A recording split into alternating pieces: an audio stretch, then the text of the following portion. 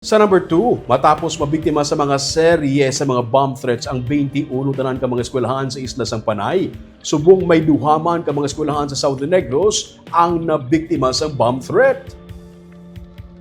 Sa report sa Police Regional Office Negros Island Region, biktima sang bomb threats ang Western Visayas State University Himamaylan Campus. Miyerkules ang udto sa makabaton sang mensaheng eskwelahan nga nagasiling nga may bomba sa eskwelahan kag ang ginatubod nga rason amo ang unfair nga pagtrato sang faculty sa mga estudyante.